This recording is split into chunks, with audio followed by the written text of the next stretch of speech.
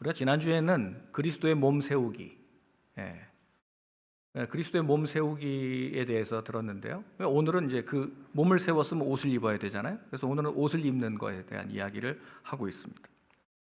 우리는 그리스도 안에서 한 새 사람으로 창조된 교회입니다. 하나님의 새로운 사회는 이제 새로운 기준에 맞추어 살도록 부르심을 받았습니다. 여러분, 말씀을 들었으면 그 말씀은 알면서 끝나면 안 되죠. 순종으로, 삶으로, 그러니까 알면 삶으로 이어져야 합니다.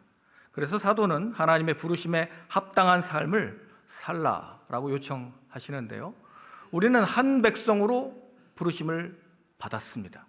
그래서 하나됨을 이루라, 하나됨을 지키라라고 말씀하십니다.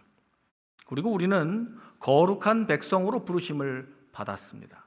그래서 우리에게는 이 정결함, 거룩함을 지키도록 우리에게 권면하고 계시는 겁니다. 그러니까 지난주까지 보았던, 2주에 걸쳐서 보았던 4장 1절에서 16절까지의 말씀은 하나됨을 위하여 말씀하셨고요. 오늘 17절부터 그 이하의 말씀은 거룩함에 대한 말씀입니다. 그러니까 우리의 부르심은 이 두 가지예요. 하나됨과 거룩함. 17절 말씀을 한번 보겠습니다. 17절 말씀은 꼭 4장 1절에 권면한 것과 같이 다시 한번 새로운 주제로 권면을 합니다. 4장 17절 말씀 같이 읽겠습니다. 시작. 그러므로 내가 이것을 말하며 주 안에서 증언하노니 이제부터 너희는 이방인이 그 마음에 허망한 것으로 행함같이 행하지 말라. 아멘. 바울은 그리스도의 사도로서 이것을 말한다라고 말하고 있어요. 이것을 말하며 증언한다. 이게 같은 말 같은데 이걸 두 개를 반복하고 있잖아요. 말하며 증언한다. 그것도 주 안에서라고. 그러니까 이것은 내 개인적인 권면이 아닙니다라는 것이죠. 주 안에서라고 하는 말은 굿뉴스 바이블에 보면 이건 예수 그리스도의 이름으로라고 했어요. 예수 그리스도의 이름으로 제가 여러분들에게 권면합니다. 증언합니다. 그러니까 증언하는 거예요. 내가 받은 말씀을 그냥 증거하는 거예요. testify 한다고요. 그러니까 여러분, 이 말씀은 사도 바울 개인의 말이 아니에요. 주님의 말씀을 받아서 여러분에게 전하는 것이니까 엄중하게 들으십시오라고 강조하는 것입니다. 그의 메시지는 분명하죠. 이제부터 너희는 이방인이 그 마음에 허망한 것으로 행함같이 더 이상 행하지 말라. 네, 저기 영어에는 돼 있네요. You must no longer live as the Gentiles do. 여러분, no longer라는 말이 있죠. 네. 원문에 저 말이 있어요. 근데 우리 한글 성경에 빠졌는데, 그러니까 더 이상 과거에 행하던 그 이방인의 삶의 태도를 이제 버리라는 것입니다. 행하지 말라라고 하는 것입니다. 모든 이방인이 다 방탕한 것은 아니죠. 다 허망한 것은 아니죠. 그러나 그리스도를 알기 전에 그들은 이방인이 어떤 삶을 살았고 얼마나 허무한 인생들이었는지를 경험적으로 알고 있습니다. 에베소 교회 성도들, 그들이 예수 그리스도를 믿기 전에는 자기들도 똑같이 이 에베소에서 이방인의 삶을 살았었거든요. 한때 이교도였고 지금도 아데미 신전을 중심으로 돌아가고 있는 이 에베소의 모든 경제, 정치, 문화, 지금 세상 가운데서 그리스도 없이 살았던 과거 이교도의 모습이 어떤 모습이었는지 그들이 경험적으로 알고 있습니다. 하지만 그들은 이제부터는 더 이상 no more, 더 이상 그렇게 살면 안 된다 하는 것입니다. 주위에 여전히 내 이웃들은 그렇게 삽니다. 다른 사람들은 여전히 그렇게 이방인같이 행하고 있고 그러한 삶이 자연스럽고 익숙한 삶입니다. 그러나 이제 그들은 그리스도인이 되었잖아요. 새 사람이 되었습니다. 한 새 사람, 새로운 공동체로 부르심을 받았으면, 이제 그리스도인이 되었으면 성도답게 거룩한 삶을 살라 하고 권면하시는 겁니다. 이제 여러분, 사람이 바뀌었으면 다른 삶을 살아야 되는 것이죠. 다르게 행동해야 하는 것입니다. 그리스도 안에서 새로운 삶은 새로운 생활 방식을 우리에게 요구하는 것이죠. 그것이 우리를 부르신 그리스도의 거룩함에 합당한 삶인 줄 믿으시기 바랍니다. 우리는 거룩함을 위해서 부르심 받았어요. 그러니 예전에 이방인의 모습과 똑같이 세상과 같은 모습으로 살면 그건 우리를 부르신 그 부름에 합당하지 못한 것입니다. 이교도였던 옛 삶의 모습과 지금 그리스도 안에 새로운 삶의 모습은 완전히 다른 극명한 대조점을 보여주고 있습니다. 이방인의 특징을 묘사하면서 그 마음이 허망한 것에 있고 그들의 총명이 어두워졌으며 하나님으로부터 소외된 까닭을 그들 가운데 있는 무지함 때문이다 라고 원인을 밝힙니다. 무지함 때문이다. 그들의 공허한 마음, 어두워진 총명, 이런 무지함, 영적으로, 내적으로 무지함, 이것으로 인해서 그 결과 그들은 무감각해지고 방탕으로 빠졌습니다. 더러워졌습니다. 하지만 이제 그리스도를 믿고 그리스도인이 된 이 교회는 그리스도를 배우고 그에게서 듣고 또 그 안에서 가르침을 받았습니다. 모두 예수 안에 있는 진리를 따르기 때문입니다. 여러분, 이방인들은 어둠과 무지로 인해서 하나님의 생명에서 떠나 있지만 그리스도인들은 그리스도의 진리를 배웠기 때문에 의와 진리의 거룩함으로 지으심을 받은 새 사람을 입었다라고 말합니다. 이것을 지금 옷을 벗고 다시 옷을 입는 것으로 지금 이렇게 비유했습니다.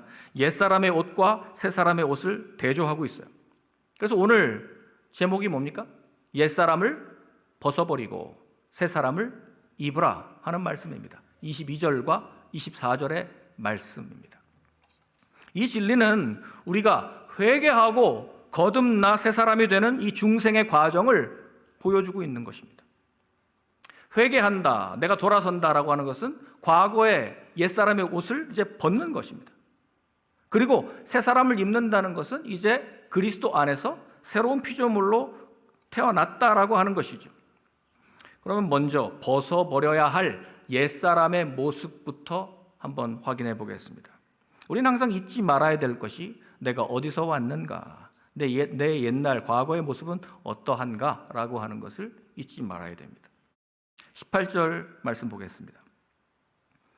그들의 총명이 어두워지고 그들 가운데 있는 무지함과 그들의 마음이 굳어짐으로 말미암아 하나님의 생명에서 떠나 있도다.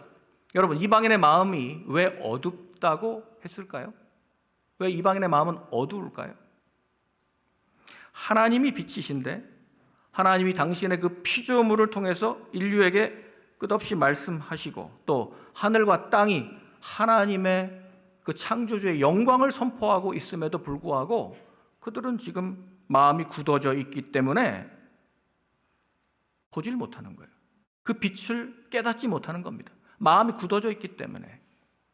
여러분, 굳어짐이라고 하는 것은 피부가 아주 딱딱하게 변해서 관절이 돌처럼 굳는 것 같이 단단해져서 무감각해지는 상태를 마음의 굳어짐이라고 말하는 거예요. 그 원인은 이방인들이 빛을, 하나님을 깨닫지 못한 이유가 뭐냐? 무감각하기 때문입니다. 그 무감각은 무뎌짐에서, 지금 굳어짐에서 온 거예요. 여러분, 우리 몸에 가장 굳은 곳이 어디 있습니까? 굳은 살이 어디에 있어요? 아마도 그 발 뒤꿈치가 제일 딱딱한 굳은 살일 가능성이 높죠?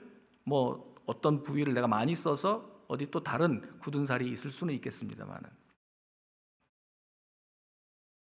발 뒤꿈치 단단하죠. 우리 몸무게를 고스란히 지탱하면서 이 지면과 맞닿아서 걷다 보니까 이 발 뒤꿈치는 이 단단하게 돌처럼 굳어집니다. 피가 잘 통하지 않게 되면 더 돌처럼 딱딱하게 굳어집니다.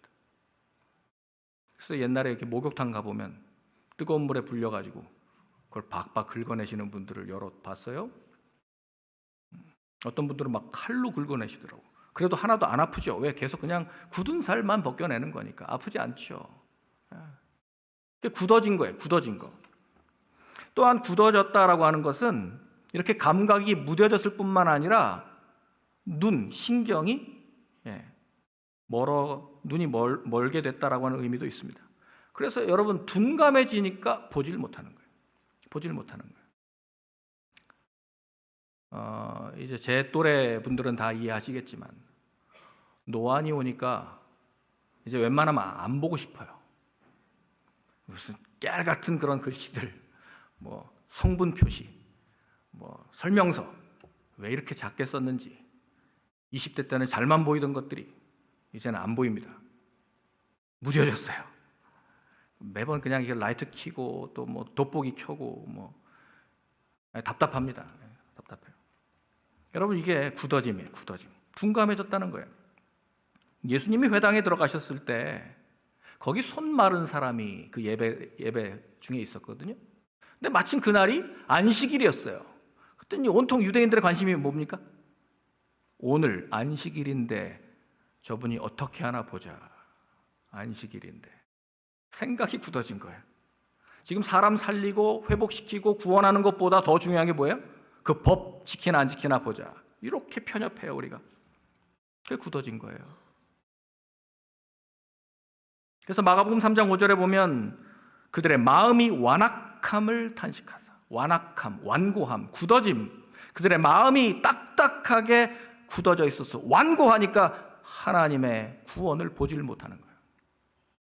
그것 때문에 예수님께서 노하셨습니다. 노하심으로 그들을 둘러보시고 그 사람에게 이르시되 내 손을 내밀라.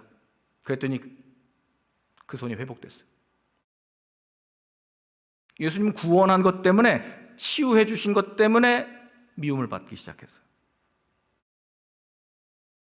그들의 마음이 돌처럼 단단해지고 완고하고 굳어졌기 때문에 그들의 마음에, 그들의 생각 속에 빛이 들어갈 공간이 없었습니다. 그들이 그렇게 진리를 거부한 결과 그들은 총명이 어두워졌습니다. 그리고 무지함에 빠지게 된 겁니다. 여러분, 총명이라는 이 단어는 디아노이아라는 헬라어인데, 디아노이아, 노이아가 그 누스, 정신이고요. 이 정신을 관통하는 어떤 그 인식, 그 디아노이아라고 말하는데, 뭐 understanding 이렇게 해석을 합니다. 여러분, 이 총명이라는 게 어두워졌다. 총명이 어두워졌다. 그러니까 무뎌지고 굳어지고 무감각해지니까 총명이 어두워질 수밖에요. 이해를 못할 수밖에요. 그러니까 하나님의 진리를 완고하게 거부하고 이제 그리스도를 알 수 없게 돼서 결국에 하나님의 생명에서 떠나 있습니다. 하나님의 생명에서 분리될 수밖에 없습니다. 그러므로 하나님이 그들을 외면하실 수밖에요. 그래서 19절을 보시면 그 결과, 하나님의 생명에서 떠나 있던 결과 그들이 감각 없는 자가 되어 자신을 방탕에 방임하여 모든 더러운 것을 욕심으로 행하되. 그들은 자신의 더러운 욕망을 만족시키기 위해서 이 방탕에 방임했다. 이건 호색입니다. 성적으로 타락한 그런 호색, 방탕한 일도 서슴지 않는 것입니다. 그들은 영적으로 죽은 상태로 무감각한 자이기 때문에 그냥 방종으로 가는 겁니다. 마음이 굳어지니까 영적으로 맹인이 되는 거예요. 보지를 못하는 겁니다. 그러니까 총명이 어둡게 됩니다. 깜깜해요. 흑암 가운데 있다 보니까 혼돈에 빠지고 무지함으로 인해서 하나님을 알 수 없게 된 것입니다. 그 다음에는 하나님의 심판 아래 있는 이 영혼의 죽음, 마지막으로는 삶의 무모함, 이 방탕함으로 그저 세파에 흔들리고 목적 없이 표류하는 인생으로 전락하게 된 것. 그것이 옛사람, 이방인의 상태였습니다.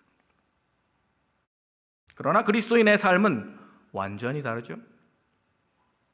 20절 말씀.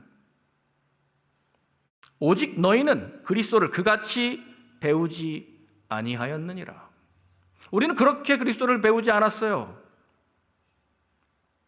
이방인들의 굳어짐, 그들의 어두움, 무모함, 이것과는 대조적으로 이제 새로운 공동체로, 교회로 이제 그리스도를 어떻게 배웠는지를 보여주는 것입니다. 21절, 22절 말씀을 보면요, 20절, 21절 이 두 가지에 보면 지금 동사가 세 가지가 나오는데 21절 한번 보세요. 진리가 예수 안에 있는 것 같이 너희가 참으로 그에게서 듣고 또한 그 안에서 가르침을 받았을진데. 그리스도를 배우고 그에게서 듣고 그 안에서 가르침을 받았다. 여러분, 이 세 개의 동사가 전부 다 부정과거, 시제로 그 아우리스트라고 하는 헬라어 독특한 이 시제인데요. 그건 변함없는 원리다라고 하는 것입니다. 우리가 그리스도인이 되려면 그리스도를 배워야 되고 그에게서 들어야 되고 그 안에서 가르침을 받아야 됩니다. 이 세 가지. 꼭 무슨 학교 같죠? 그래서 교회가 이렇게 자꾸 가르치는 것에 힘을 쓰는 것입니다. 말씀을 이렇게 배우고 듣고 그 안에 받아야 되는 것. 그래야 그리스도인이 된다라고 하는 것입니다. 먼저 첫 번째 동사가 뭐예요? 배운다예요. 다시 그 20절 말씀에 보면 그리스도를 배웠다라고 말하고 있죠. 너희는 그리스도를 그같이 배우지 아니하였느니라. 그러니까 그리스도를 배웠다. 여러분들 그리스도에 관해서 배웠다는 게 아닙니다. 이건 분명히 그리스도를 배웠다는 것입니다. 그 말은 그리스도를 아는 지식이라는 것이 내가 예수님에 관한 정보를 안다는 게 아니에요.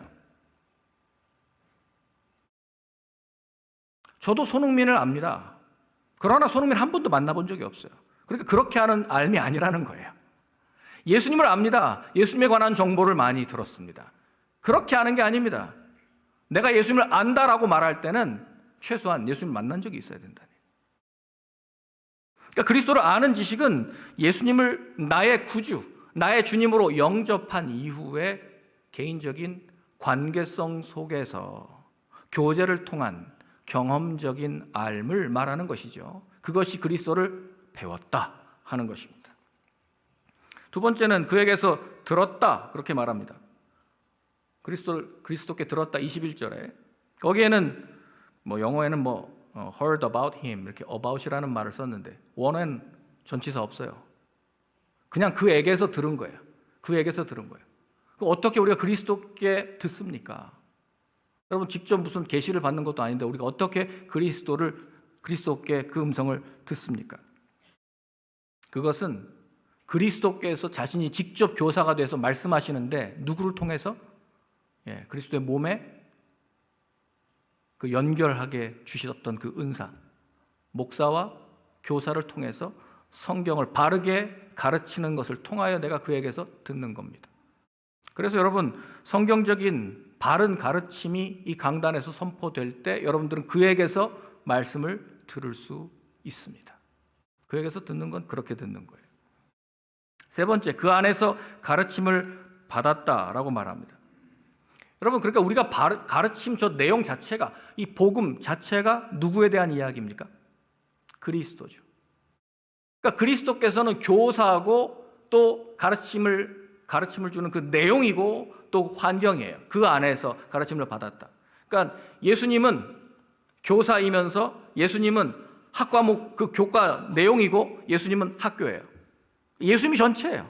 우리가 예수님을 배우는 거예요. 그것이 그리스도 안에 들어왔다라고 하는 것입니다.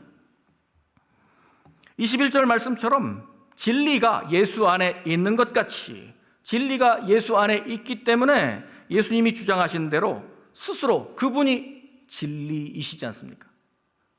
요한복음 14장 6절에 나는 그 길이요 그 진리요 그 생명이니 나로 말미암지 않고는 아버지께 올 자가 없다라고 말씀하셨습니다. 예수님은 그분 자신이 진리세요. 그러니까 우리가 그 진리를 어떻게 받는가? 진리가 예수 안에 있음을 믿으십니까? 여러분 진리, 예수님을 우리가 믿음으로만 저 진리를 우리는 만나는 거예요. 우리가 배운 그리스도는 어떤 분이십니까? 그리스도는 성육신하신, 육신을 입고 사람이 되어 오신 하나님의 말씀이시죠. 죽으셨다가 다시 사셨죠. 지금도 다스리고 계시는 하나님이신 줄 믿습니다. 우린 그렇게 그리스도를 배웠습니다. 그뿐만이 아니라 그분의 주권, 그분이 다스리는 하나님의 나라, 의의 통치, 이런 새로운 삶의 방식, 이런 것들을 우리가 그리스도를 배웠다라고 말하는 겁니다. 에베소 교인들이 배운 그리스도는 이전에 그들이 이교도였을 때 그때 그들이 빠졌던 그런 삶의 방식과는 완전히 정반대의 삶이에요. 정반대의 삶. 정반대의 가치관으로 부르고 계시는 것이죠. 진리가 예수 안에 있는 것 같이 예수 안에 있는 진리는 정확하게 무엇입니까? 예수 안에 있는 진리. 그리스도인들을 자유하게 하고 그들을 의로 인도하는 이 진리는 무엇일까요? 그리스도를 배웠다라고 한다면 고린도후서 5장 17절에 있는 것처럼 누구든지 그리스도 안에 있으면 새로운 피조물이라. 이전 것은 지나갔으니 보라 새 것이 되었도다. 여러분, 그리스도를 배웠다는 것은 그리스도 안에 들어왔다는 것이고, 여러분들이 지금 그리스도인이 되니까 나는 본질적으로 내 존재가 변했다는 거예요. 새로운 피조물로. 아멘. 여러분, 뉴 크리에이션, 우리가 새로운 피조물이 되었다는 거예요. 그러니까 이전 것과는 완전히 다른, 질적으로 다른 존재가 되었다라는 것이죠. 그러니까 주님을 통해서 이 가능해진 새롭게 거듭난 새 창조, 거기서 생겨난 완전히 새로운 생명을 붙잡는 것. 그런 여러분, 이전에 이방인 때 행하던 그 옛사람의 그 썩은 옷은 벗어버려야죠. 그래야 이제 새롭게 창조된 새 사람의 옷을 입을 수 있지 않겠습니까? 옛사람을 벗고 심령이 새롭게 되어 새 사람을 입는 것, 이것은 지금 회개하고 예수 그리스도를 영접해서 거듭나는 이 모든 중생의 과정을 말하는 거예요. 20절에 이미 언급한 대로 그런데 너희는 그리스도를 그같이 배우지 아니하였느니라. 이전의 생활 방식을 떠나서 이제 옛날 그 이전 본성을 버리라고 하는 말입니다.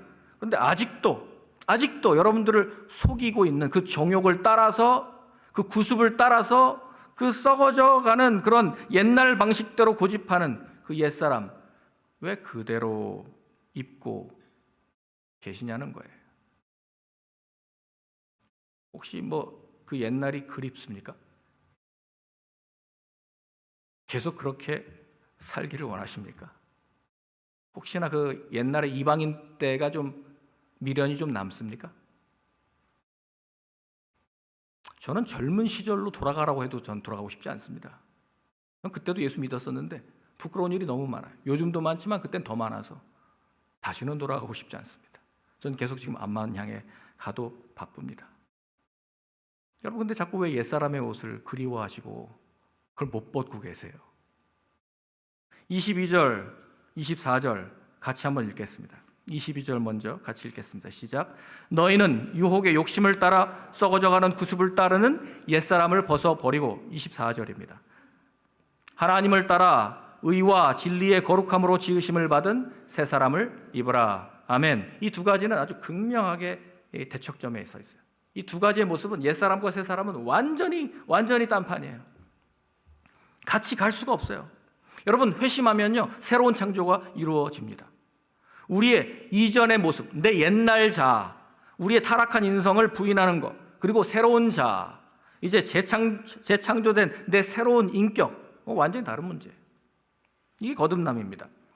옛사람의 본성을 취한다? 그건 누더기처럼 낡아지고 더러운 옷을 벗어야 되는데, 그래야 새 본성의 이 지금 새 사람의 옷을 입게 되는데 벗지 않고 입을 방법은 없습니다.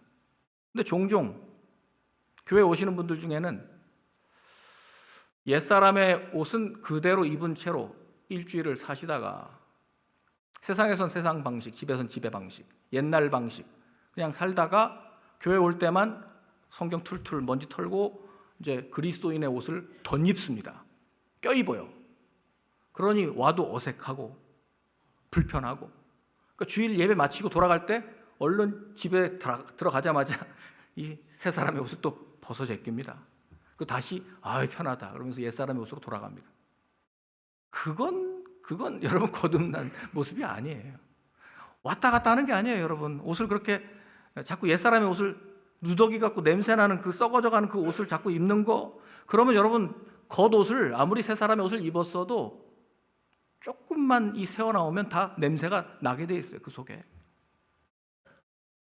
옛사람의 방식, 여러분 옛사람은 어떻게? 노쇠하죠. 볼품없죠. 썩어지는 경향이 있는 낡은 자입니다. 새 사람은요? 본래 우리가 창조될 때의 그 원형이에요. 하나님의 형상입니다. 하나님의 형상으로 지으심 받았기 때문에 거기에는 참되고 의롭고 거룩하고 아름다운 모습이 담겨 있습니다. 그것이 새 사람의 옷입니다. 옛사람은 썩어져 가죠. 점점 퇴화되고 몰락하고 파괴되어 가고 있습니다. 그게 옛사람입니다. 결국 옛사람의 옷을 입고 있으면 그 끝은 사망입니다. 반면에 새 사람은 새롭게 하나님을 따라 지으심을 받았습니다. 하나님의 형상으로 회복됐습니다. 그러니까 새 사람의 끝은 하나님과 연결되는 영생인 줄 믿으시기 바랍니다. 그래서 여러분, 이게 옛사람과 새 사람은 끝이 달라요. 정반대에 있습니다. 옛사람은 욕심, 이 통제되지 않는 갈망의 그 욕망의 지배를 받습니다. 아, 나도 내가 왜 이러는지 몰라. 여러분, 그게 옛사람이 지금 통제하는 거예요. 육체가 통제하는 거예요. 그런데 새 사람은 의와 진리의 거룩함을 따라 지으심을 받았습니다. 그러니까 삶의 모습이 의롭고 참되고 거룩함이 나타나는 거예요. 옛사람의 욕심은 유혹하는 거예요. 속이는 거라는 말입니다. 속이는 거. 그러나 새 사람의 의는 참된 의예요. 진리의 의라고 하는 것입니다. 정반대예요. 정반대. 그러므로 썩어짐과 하나님의 형상의 이런 원형, 썩어짐과 이 새 옷은 완전히 다른 옷이에요. 그러니까 부패한 욕심과 거룩함 양립할 수 없습니다. 속임수와 진리 완전히 다른 문제입니다. 옛사람과 새사람, 우리가 이전에 아담 안에 있을 때가 옛사람의 모습이었고요. 이제 둘째 아담, 마지막 아담으로 오신 예수 그리스도 안으로 들어오면 우리는 완전히 새사람으로 옷 입게 되는 줄 믿습니다. 여러분, 이것이 그리스도인이에요. 옛사람을 벗고 새사람을 입는 이 중간에 22절과 24절, 옛사람을 벗고 새사람을 입는 그 중간에 뭐가 있습니까? 23절이 있겠죠. 그 다리가 있어요. 다리, 브릿지가. 23절 한번 다 같이 보겠습니다. 시작. 오직 너희의 심령이 새롭게 되어. 여러분, 심령이 새롭게 되지 않으면 옛사람 벗고 새사람을 입는 것으로 나아가지 못합니다. 심령이 새롭게 되어야 돼요. 이 동사는, 새롭게 되어라고 하는 동사는 이게 현재 부정사예요. 앞에 벗어버리고 입는다라고 하는 것은 부정과거예요. 그러니까 그 원리입니다. 원리. 그런데 여기 지금 현재 부정사라는 말은 뭐예요? 이건 옛날 것을 벗어버리고 새 것을 취하는 것 외에 날마다 지속적으로, 그러니까 매일 해야 되는 것이라는 거예요. 매일 우리의 사고방식을 새롭게 하는 것을 의미합니다. 이방인들의 타락이 그들의 마음의 허망함 때문이라고 한다면 그리스도의 의는 지속적으로 우리 마음과 생각을 어떻게 해요? 새롭게, 생각을 새롭게 하는 데 있습니다.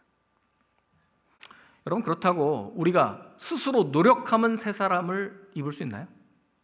스스로 노력하면 내가 새 사람이 되나요?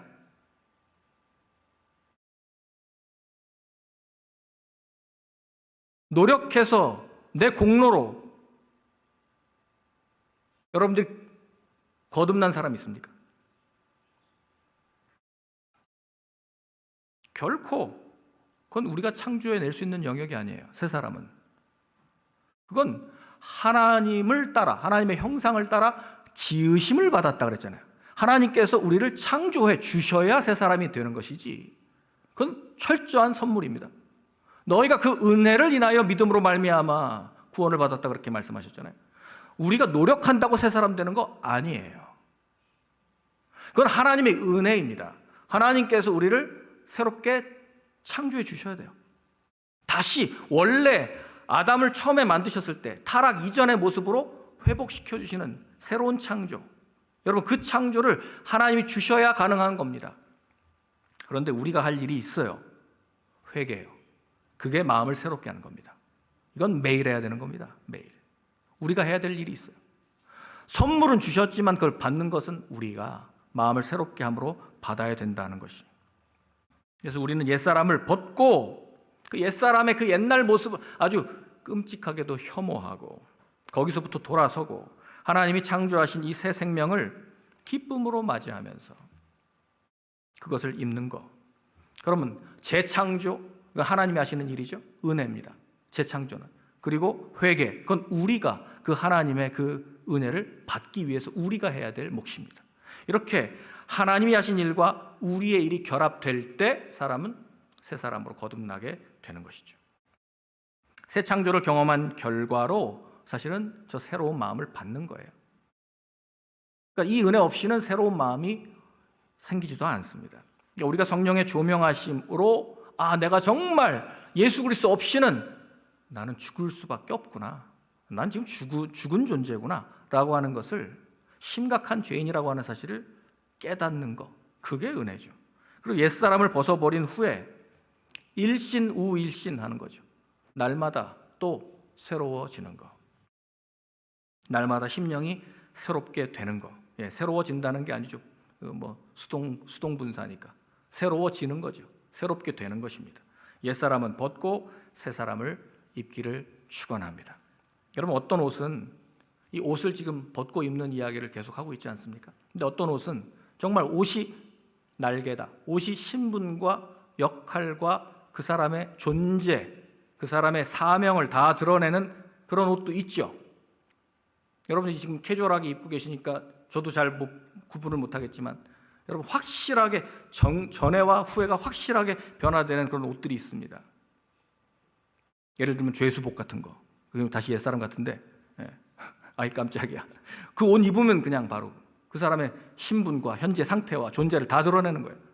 그런데 이게 좀 긍정적일지 부정적일지 모르겠지만, 아마도 제 삶에서 가장 극적인 이 의복의 변화로 삶이 변화된 것은, 하루아침에 삶이 변하더라고요. 옷 하나 바꿨는데 그건 군복이었습니다.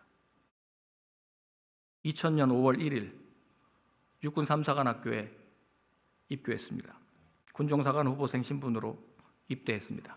머리 빡빡 밀고 입대한 첫날 들어갔더니 민간인으로 입고 있었던 그 모든 옷을 교육대장이 벗어 그러더라고요. 벗어요? 다 벗었어요. 주섬 하나씩 벗었어요.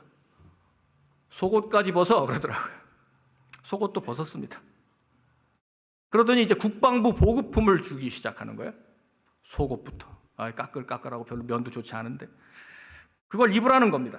그러니까 속옷부터 양말, 군복, 모자, 더플백, 그리고 또 군화, 워커까지 다 받았습니다. 그야말로 머리부터 발끝까지 원래 내게 하나도 없는 거예요. 완전히 새 옷, 완전히 새 옷을 받았어요. 국가가 제공한 그 군용 의복으로 갈아입었어요. 거울을 보니까 나같지 않아요. 이게 누구야? 모자도 안 어울리고 옷도 그냥 엉성하고 이게 내 옷 같지 않고 얼마나 어색한지 몰라요. 그렇게 시작된 그 군인화 과정, 우리는 8주 2달을 훈련받는데요. 먼저 앞에 4주는 군인화 과정, 뒤에 4주는 장교화 과정. 매일 새벽 기상해서 연병장에 집합합니다. 그 옷 입고 그 워커 신고, 그리고 같이 구보하는 거죠. 제식 훈련하고 주는 밥 먹고, 그렇게 하다 보니까, 그렇게 구르다 보니까 옷이 점점 맞아가요. 그 새 옷이 점점 내 옷같이 느껴집니다. 딱딱했던 군화도 광내고 또 약칠하고 이렇게 했더니 좀 부드러워져요. 이제 내 발에 좀 맞는 것 같습니다. 곧이어 장교화 과정 4주. 이제는 몸만 쓰는 게 아니라 학과목 공부하라고 수업도 있고 머리를 써야 되더라고요. 밤에 또 연등해가지고 불 켜놓고 또 공부도 시켜요. 암기 과목이 많아서 외워야 됩니다. 독도법, 소대전투 여러 가지를 또 해야 됩니다. 그렇게 군복 입고 비도 맞고 땅에서 구르고 뛰고 그 옷 입고 범벅이 돼서 달리다 보니까 이제 그 몇 번 빨고 입고 했더니 이제 내 옷 같아졌어요. 그 옷이 내 옷 같아졌어요. 그렇게 8주 교육 훈련을 마치고 마침내 6월 30일 군종 장교 임관식을 했습니다. 그때 저는 해군으로 배속받아서 해군 군종 장교로 임관했습니다. 거기 육군 3사관 학교거든요. 제가 여태까지 2달 동안 육군 옷 입고 있었거든요. 거기 학사장교 한 800명, 우리 군종장교 한 60명 이렇게 있었는데, 그날 연병장에 전부 90%가 육군 군복을 입고 있었는데 공군 2줄, 해군 1줄. 저만 흰색 옷을 입었어요. 머리부터 발끝까지 흰색, 모자도 흰색, 구두도 흰색. 완전히 새 사람이 된 느낌이었습니다. 2달의 그 육군 복장 벗고 났더니 이제 해군 정복을 입은 거죠. 그리고 진해에 해군 교육사령부 행정학교에 입교했습니다. 7월 한 달간 또다시 입교하니까 정복 계속 입고 있을 수 있어요? 근무복으로 갈아입어야죠. 카키색 해군 군복으로 갈아입고 게리슨 모자 쓰고 계급장 달고 그렇게 하니까 지나다닐 때마다 병사들이 필승 자꾸 그래요. 아, 이게 계급장 붙이니까 달라지는구나. 오전엔 행정교육 받고 오후에는 이제 파란색 해군 운동복으로 갈아입고 뙤약볕 아래서 2시간을 뛰게 합니다. 7월에 2시간 달렸더니 바닷가가 나와요. 토가 나올 정도인데 지금 에너지 다 빠졌는데 이제부터 PT를 하래요. PT 체조를 열심히 하더니 바다에 입수 그러더라고요. 감투 수영, 생존 훈련. 배 높이가 5m이기 때문에 바다까지 그걸 뛰어내려야 되니까 혹시 바다에 함정에 불이 나거나 하면 뛰어내려야 되니까 생존을 위해서 5m 다이빙을 시키더라고요. 그 훈련을 이제 계속 하는 겁니다. 파란색 해군 추리닝 입고 서울함을 타가지고 일주일 동안 해군 장병들하고 같이 승조 경험을 합니다. 좁은 그냥 위에 침대가 내 배에 닿는 그런 좁은 침대, 3층 침대에 올라가가지고 그 무거운 그 해군 수병 밑에서 제가 깔려가지고 그렇게 불편하게 생활을 합니다. 그렇게 한 달을 보내고 났더니 이제 얼굴은 새카맣게 구릿빛으로 그을리고 눈빛은 레이저가 나올 정도가 됩니다. 그리고 이제 8월 달이 돼서 해군 행정학교를 마쳤습니다. 그리고 자대를 부임했는데 제 첫 번째 부임한 곳이 해병대 1사단 3연대 군종장교입니다. 여러분, 해병대하고 해군이 소속은 같아도 둘이 개와 고양이처럼 엄청 으르렁대거든요. 제가 해군 장교지만 해병대 군목으로 가서 해군 그 하얀 옷 입고 들어갈 수 있겠어요? 그럼 목회를 할 수가 없죠. 해병대 목회해야 되는데. 얼른 해군 정복을 벗습니다. 해군 정복을 벗으니까 해병대 옷을 주시더라고요. 빨간 명찰을 달았습니다. 오른쪽에 계급장, 왼쪽 칼라에는 십자가, 목사라고 십자가 표시를 이제 단 거예요. 그리고 군화도 바뀌었습니다. 상륙 작전을 위해서 상륙할 수 있는 물이 잘 빠지는 세무 워커로 바뀌었습니다. 모자도 바뀌었습니다. 팔강모로 바뀌었습니다. 그렇게 저는 이제 해병대에서 해병대 전투복만 입고 생활하기 시작했습니다. 여러분, 옛사람을 벗고 새사람을 입으라 라고 하는 이 말씀을 묵상하는데 제일 제가 인상적으로 떠올랐던 경험은 바로 이 군대에서의 경험이에요. 민간인의 옷을 벗어야 군복을 입을 수 있어요. 훈련복을 벗어야 해군 정복을 입을 수 있어요. 해군복을 벗어야 해병대 복장을 입을 수 있습니다. 덧입을 수는 없어요.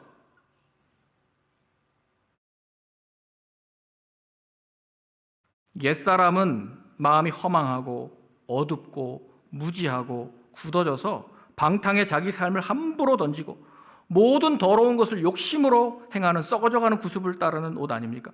그렇게 냄새나고 누더기 같은 옛사람을 벗어야죠.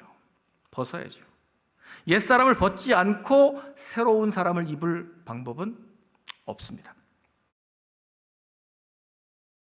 거듭나 새 사람이 되었다는 것은 이제 옛사람을 끊고 벗고 주님께로 돌아서는 결단과 회개를 한 사람인 줄 믿습니다. 그렇게 옛사람을 벗어버렸는데 하나님의 형상으로 새 사람을 입은 그리스도인이 또다시 과거의 구습, 과거의 그 옛사람의 모습, 그걸 다시 꺼내 입으려고 한다는 말입니까? 그건 안 된다는 말입니다. 사랑하는 성도 여러분, 예수 안에 진리가 있음을 믿으십니까? 그리스도를 배우고 우리는 그리스도께로부터 듣고 그 안에서 가르침을 받았습니다. 그렇다면 이제 유혹의 욕심을 따라 썩어져가는 구습을 따르는 옛사람을 벗어버리기를 바랍니다. 이제 심령이 새롭게 되어 하나님을 따라 하나님의 형상으로 의와 진리의 거룩함으로 지으심을 받은 새 사람을 입으시기를 축원합니다. 여러분이 그리스도 안에서 완전히 새로워진 이 새 사람을 입었다면 구습을 따라 욕심에 이끌려 저질렀던 그 부끄러웠던 일들을 더 이상 반복하면 안 됩니다. 진리이신 그리스도께서 마련하신 이제 이 의로움, 거룩함, 이 의로운 옷을 입은 새 사람으로 이제 새로운 삶을 사십시오. 그것이 우리를 거룩함으로 부르신 주님의 그 부르심에 합당하게 행하는 일입니다. 인간의 죄악되고 부패한 본성에 그런 악취를 풍기는 옛사람의 옷을 벗어버리고 이제 주님의 성품, 그분의 향기가 나는 새 사람의 옷을 입으시기를 축원합니다. 새 사람은 주 예수 그리스도세요. 주 예수 그리스도로 옷 입으라는 거예요. 주 예수 그리스도를 입으면 우리는 우리 안에 예수님의 향기, 예수님의 성품, 예수님의 열매가 우리의 삶을 통해서 드러나게 되는 것입니다. 이제 주님의 옷을 입고 주님 닮아 주님의 모습으로 살아가는 새 사람으로 살아가시는 저와 여러분 되시기를 주님의 이름으로 축원합니다. 기도하겠습니다.